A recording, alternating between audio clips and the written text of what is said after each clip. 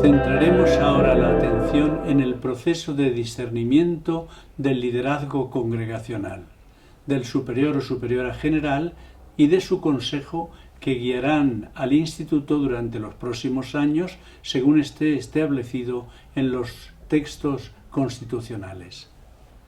Las personas que forman parte del capítulo son llamadas a un discernimiento que las lleve a elegir candidatos según el corazón de Dios, habilitados por el Espíritu para serlo. El discernimiento ha de ser personal, pero también colectivo o comunitario.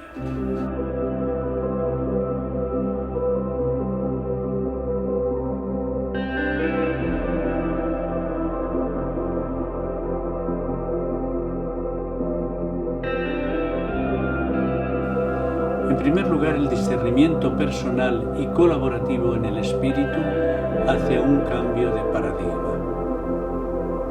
Estamos en un cambio de época, en un tiempo de transición. La Iglesia actual nos llama a caminar bajo la luz de la fe, Lumen Fidei, y a entrar en un serio proceso de conversión en 5 dimensiones: pastoral y misionera, en salida hacia nuevos escenarios, hacia las periferias, en Evangelii Gaudium. Segundo, conversión ecológica, conectados con el todo, Laudato Si. Tercero, conversión a la santidad, el gozo y la exultación de las bienaventuranzas, Gaudete te exultate.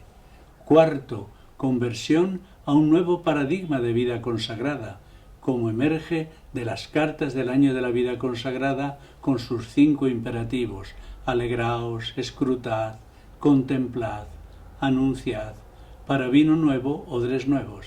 Y finalmente, conversión a la sinodalidad o a caminar juntos.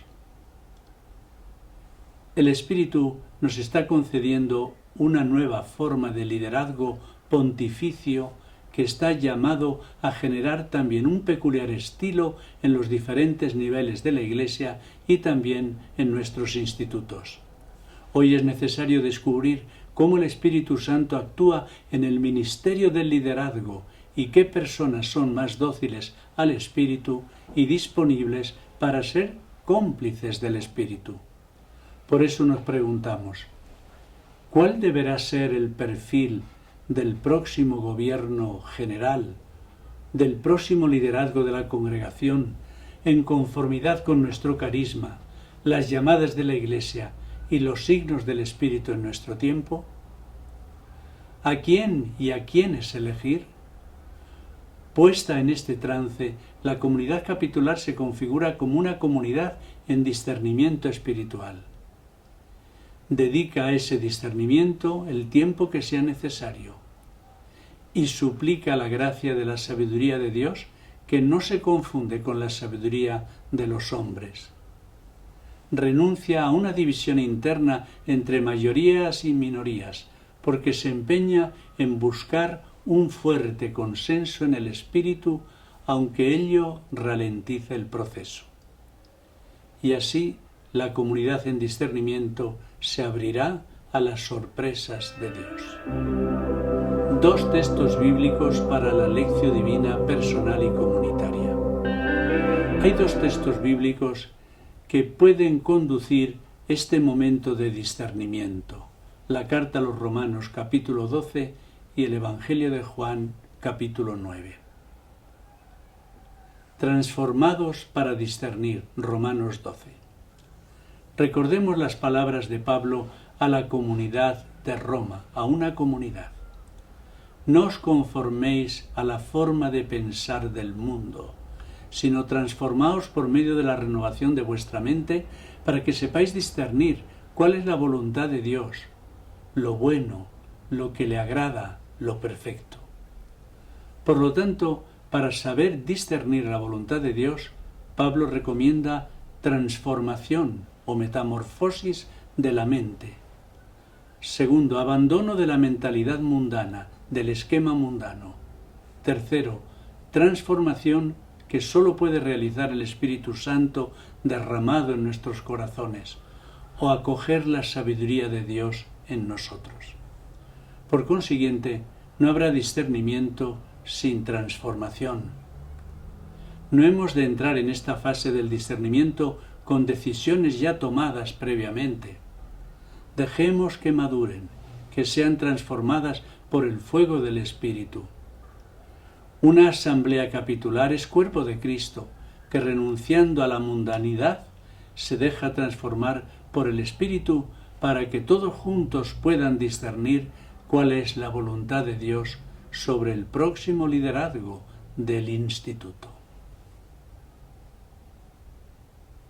En segundo lugar, otro texto, los líderes ciegos y otras cegueras. Juan capítulo 9. Vuestra transformación en este momento depende de vuestra forma de ver la realidad. Decía Richard Rohr, muchos no ven las cosas como ellas son, más bien ven las cosas como ellos son. El discernimiento nos hace ver cada vez con mayor nitidez cómo Dios actúa en nuestra historia congregacional. En el discernimiento colaborativo, uno es luz para el otro y la capacidad de ver se acrecienta. Sin embargo, Jesús le reprochó a los líderes del pueblo judío su ceguera. ¡Qué ciegos estáis! Mateo 23, 16, 17. Y con motivo de la curación del ciego de nacimiento, el capítulo 9 de Juan nos presenta diversos tipos de ceguera. La ceguera de los fariseos, que en lugar de acoger la acción milagrosa de Dios en el ciego, solo se preocuparon de salvar el sistema religioso y la observancia del sábado. En segundo lugar, la ceguera de los discípulos de Jesús, que tampoco se preocuparon de contemplar el milagro de Dios, la acción de Dios, sino únicamente que le respondieran a una cuestión moral. ¿Quién pecó, él o sus padres?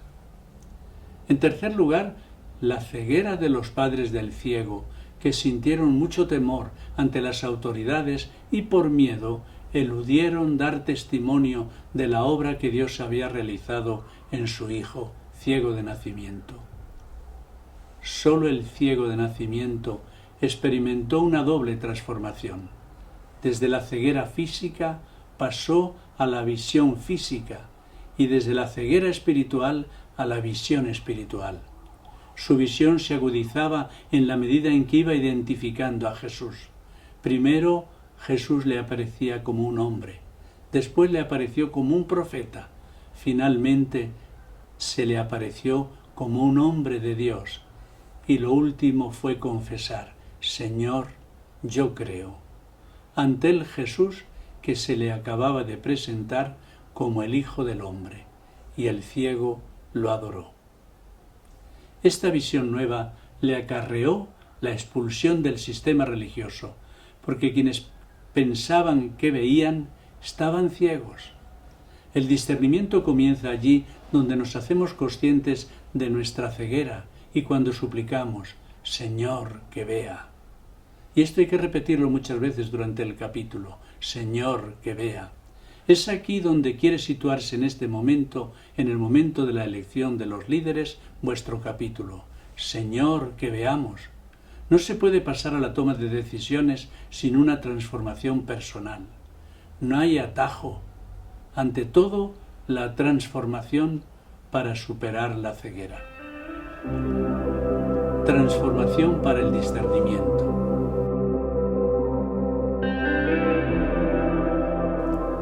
Para que la mundanidad no se apodere de nosotros y para superar cualquier forma de ceguera, Jesús nos promete la venida del Espíritu.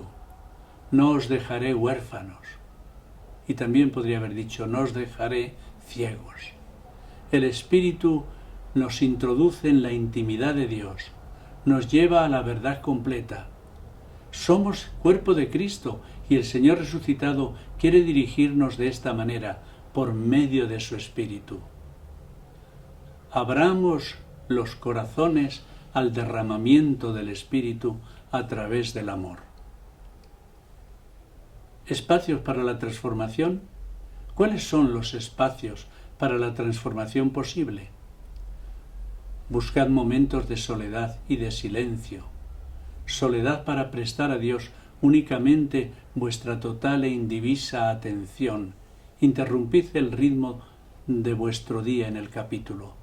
El silencio profundiza la experiencia de la soledad y hace espacio para escuchar mejor la voz que no es nuestra y que necesitamos escuchar. Nos separa del ruido exterior e interior que nos habita. En segundo lugar, otra propuesta es hacer una lección divina sobre Juan 19. Como decía Dietrich Bonhoeffer, el silencio ante la palabra lleva a la escucha auténtica y así también a hablar rectamente sobre la palabra de Dios en el tiempo adecuado. En tercer lugar, dedica un tiempo durante este capítulo a las diversas formas de oración. Oración de quietud, Salmo 131. Por ejemplo, la súplica por el don de la indiferencia santa o deseo de unir tu voluntad a lo que Dios quiere y te revele. Súplica por el don de la sabiduría. Y haz también un ejercicio de autoconocimiento y autoexamen y relee aplicadas a ti las palabras de San Pablo. Descubro esta ley, que aunque quiera hacer el bien, es el mal el que me sale al encuentro. ¿Qué espíritu mueve tu vida, tu discernimiento, tus decisiones? Verifica si el espíritu te mueve y si es el espíritu de Dios. San Ignacio de Loyola lo discernía a través de experiencias de consolación o desolación. Un nuevo ámbito de transformación, la acogida de lo interracial e intercultural. La transformación de mente requiere hoy atender a lo otro y a los otros. El paso de la aceptación y tolerancia del pluralismo, lo pluri, al mutuo intercambio e interés, lo inter. Esto nos transforma y nos prepara para un nuevo tipo de discernimiento y toma de decisiones. Las mayorías numéricas de nuestras asambleas o capítulos no siempre son el mejor indicador de nuestra realidad. Tomar como regla lo que diga la mayoría puede inducirnos a una praxis de dominio y de exclusión. Hay mayorías tiránicas que nunca cuentan ni negocian con las propuestas e intereses de las minorías. Cuando esto es así, nos preguntamos, ¿se identifican voluntad mayoritaria y voluntad de Dios? A veces el voto mayoritario solo ratifica lo preparado previamente. No necesita discernimiento espiritual. Se cierra ante la posible novedad que el Espíritu Santo pueda ofrecer. Los vencedores piensan que están en lo recto. Los perdedores se sienten defraudados y heridos.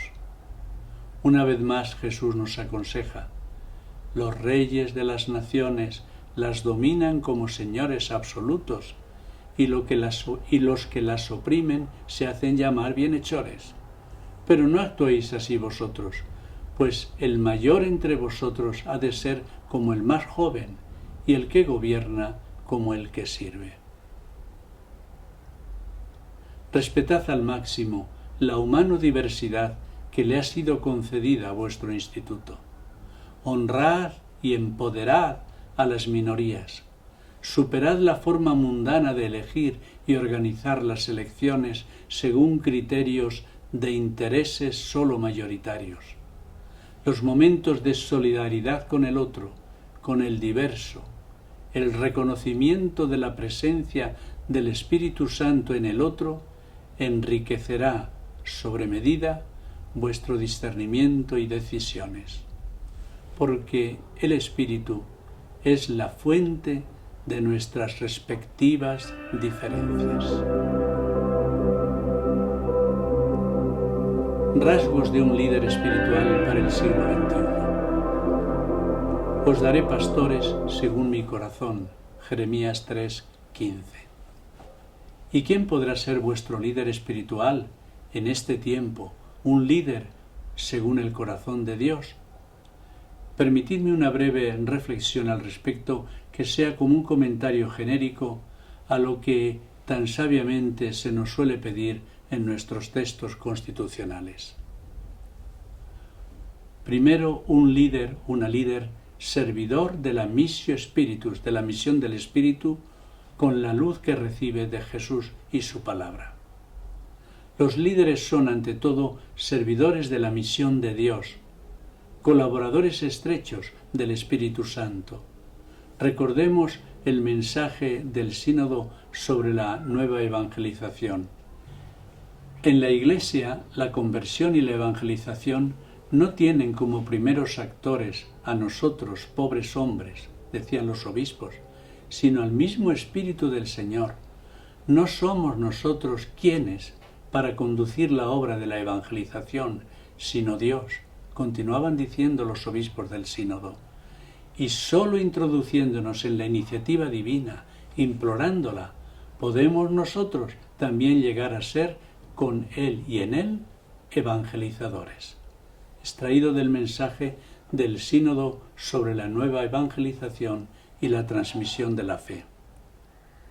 Jesús quiere que sus líderes en la Iglesia no estén ciegos, sino que tengan visión para descubrir los signos del reino, el trigo en medio de la cizaña, el agua que puede convertirse en vino.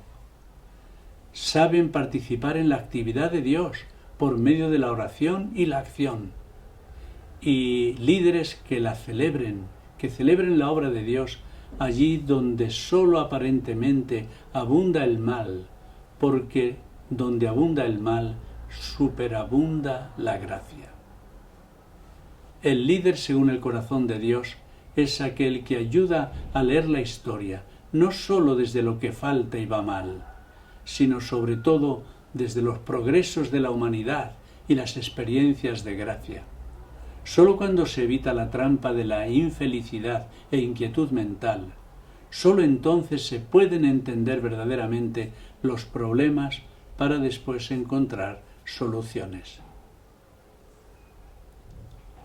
Líderes ejemplares y contagiosos. Líderes según el corazón de Dios desatan deseos de imitación.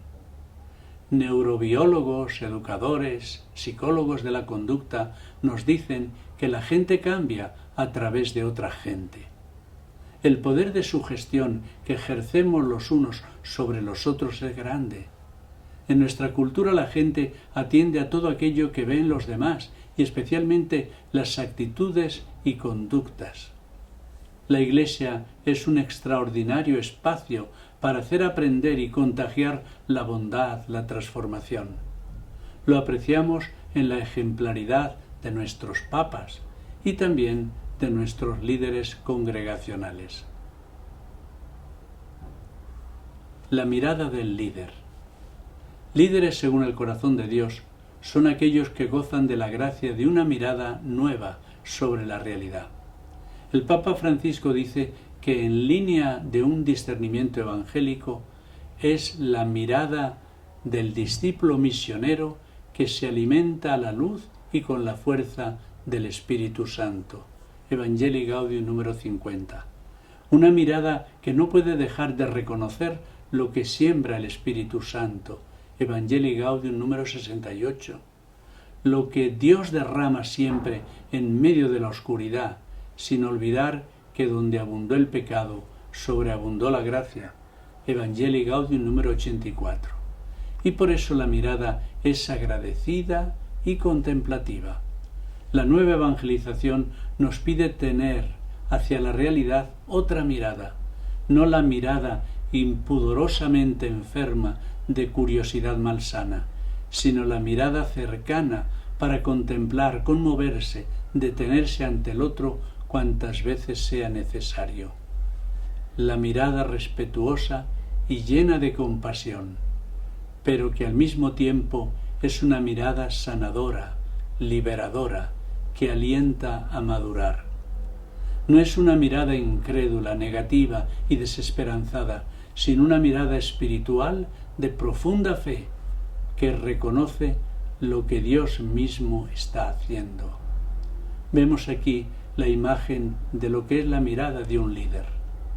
Necesitamos líderes con visión y también con mirada, que amplíen más la mirada para reconocer un bien mayor que nos beneficiará a todos y abrir los oídos al clamor de otros pueblos o de otras regiones del propio país.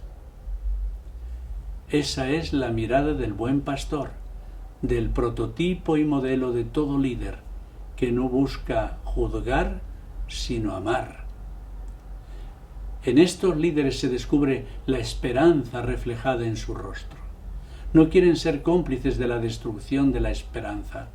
Hablan de la esperanza que habita en ellos y están dispuestos a pagar por ella el precio que sea necesario. Confiados en el Señor, asumen riesgos, echan las redes, caminan sobre las aguas sin hundirse.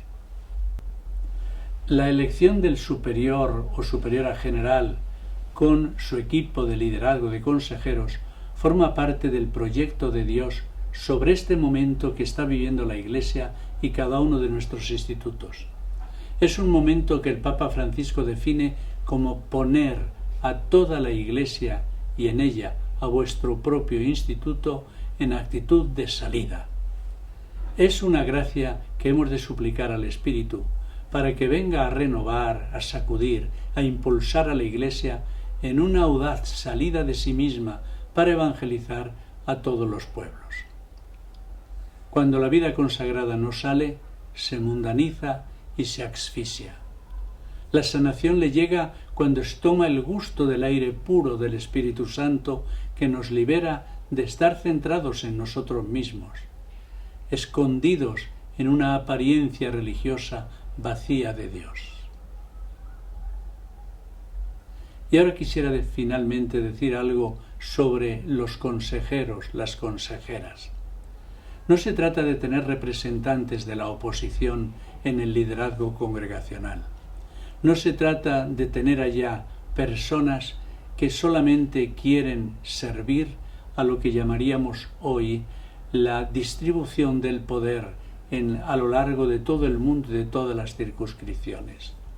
La palabra consejero quiere decir que se han elegido personas que tienen la capacidad, que han recibido el don de consejo. Y el don de consejo es un don del Espíritu Santo. Son personas capaces de aconsejar. No se trata simplemente de gestores, sino sobre todo de personas que hagan presente al espíritu del buen consejo, también a la madre del buen consejo, para que el líder y también todo el instituto puedan caminar por los caminos de Dios en este tiempo. El crear un buen consejo y un consejo que responda también a lo que es la sensibilidad de todo el instituto cultural, pues puede ser un momento especialmente importante para discernir cómo hacer las elecciones. Si yo pudiera dar un breve consejo, diría que el tiempo de las elecciones no se debe despachar, por así decirlo, en un día o en 2 días. Lo importante no es transmitir inmediatamente a toda la congregación la noticia de quién es el nuevo superior general o superiora general y los nuevos consejeros o consejeras. Lo importante es vivir un momento, un tiempo de auténtico discernimiento, que es obediencia, es escucha a lo que Dios nos está diciendo, y también es una obediencia que después se protrae por 6 años o por 4 años, según sea la decisión de los capítulos o de los propios estatutos. Pero hay que hacer de este tiempo de discernimiento un tiempo sereno, lentificado. Hay que hacer ahí también el elogio de la lentitud, porque nos estamos jugando la guía de un instituto durante nada menos que unos cuantos años, y el instituto puede quedar así, siempre abierto a la obediencia del Espíritu.